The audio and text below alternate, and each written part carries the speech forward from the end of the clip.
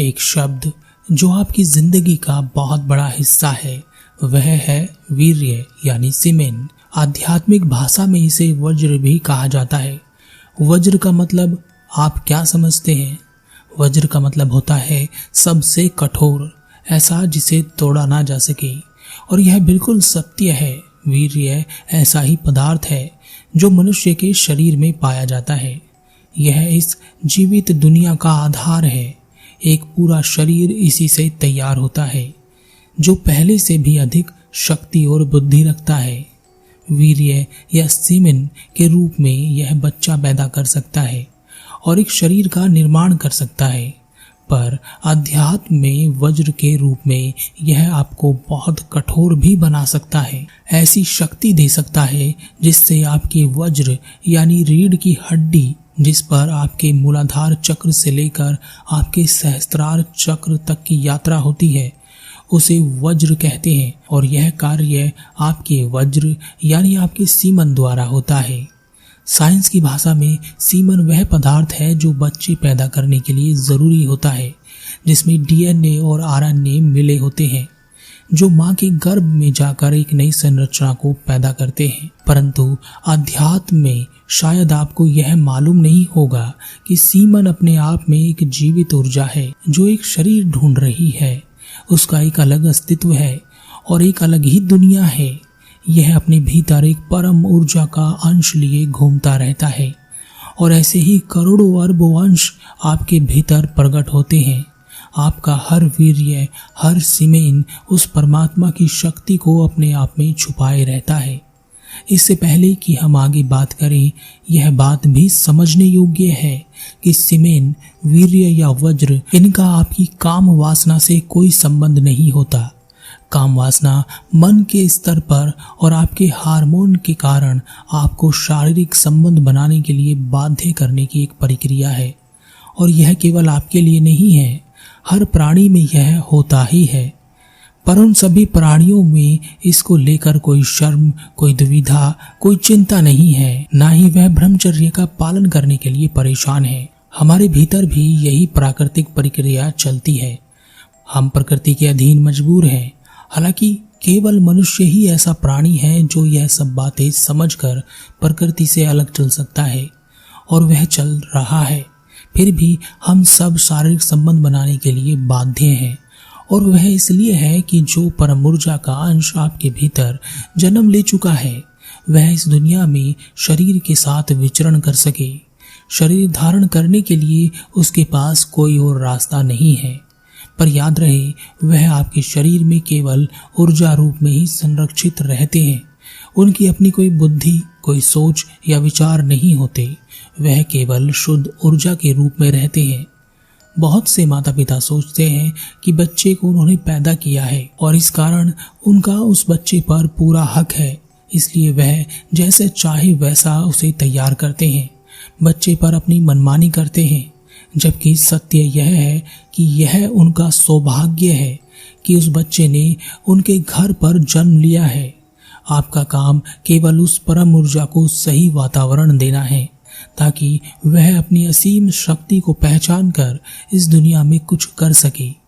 अध्यात्म में आपके शरीर में सबसे नीचे एक चक्र होता है जिसे मूलाधार चक्र कहते हैं।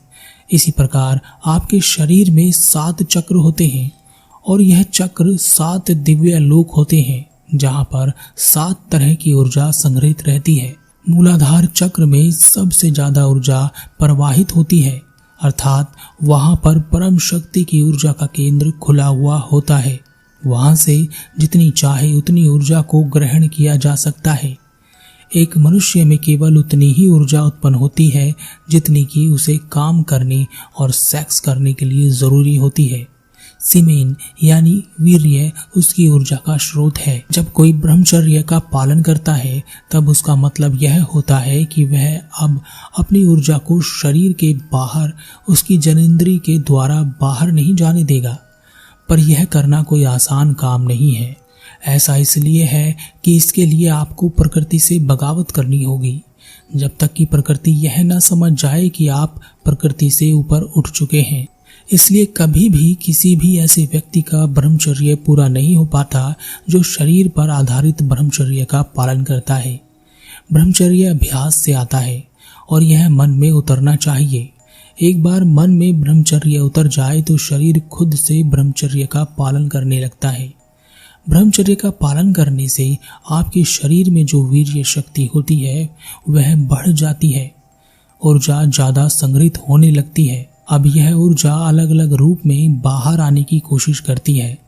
सेक्स के बाद सबसे आसान तरीका होता है क्रोध, क्योंकि ब्रह्मचर्य का पालन करते समय या गहरे ध्यान में समझ के उत्पन्न होने के कारण आप सेक्स में ऊर्जा बर्बाद नहीं करते, और अगर करते भी हैं तो वह बहुत कम होती है। इसलिए आपके शरीर में ऊर्जा का स्तर बहुत अधिक बढ़ जाता है। तब वह ऊर्जा यानी वीर्य यानी सीमेन की ऊर्जा आपके शरीर में ऊपर की ओर उठने लगती है, क्योंकि उसे दूसरे चक्र तक जाने का रास्ता नहीं मिलता। इसलिए वह शरीर के माध्यम से बाहर आने की कोशिश करती है। वह क्रोध करती है।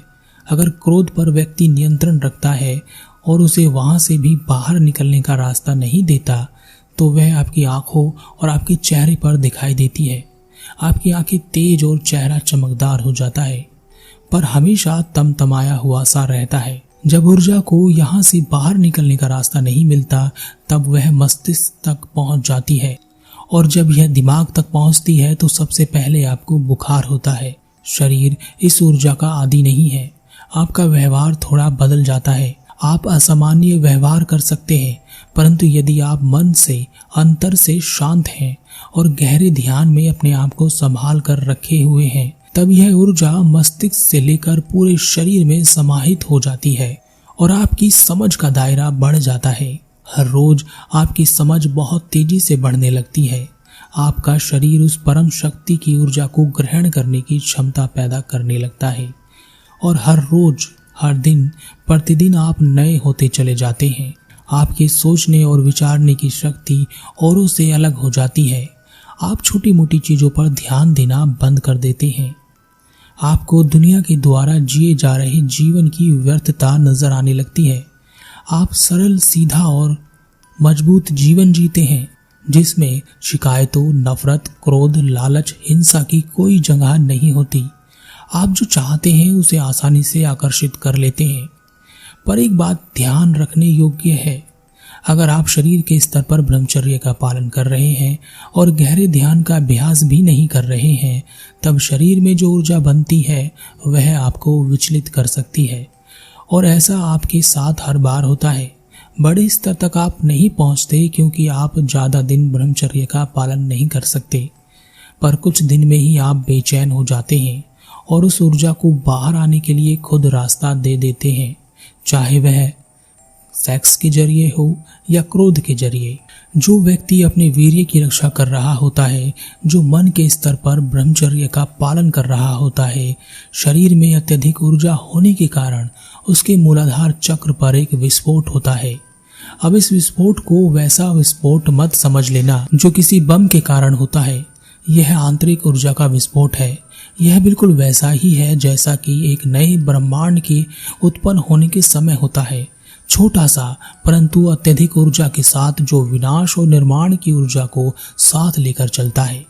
तब ऊर्जा को आपके वज्र यानी रीढ़ की हड्डी से रास्ता मिलता है, जहाँ पर अन्य चक्र बने हुए हैं।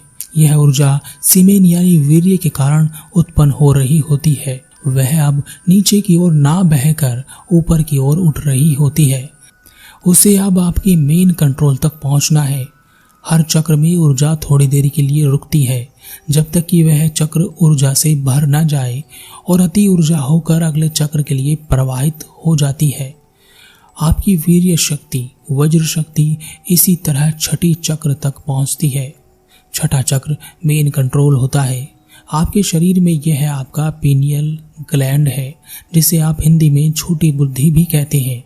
वास्तव में यह छोटी नहीं है। यह वह है जो आपको नींद के समय शून्यता में ले जाती है।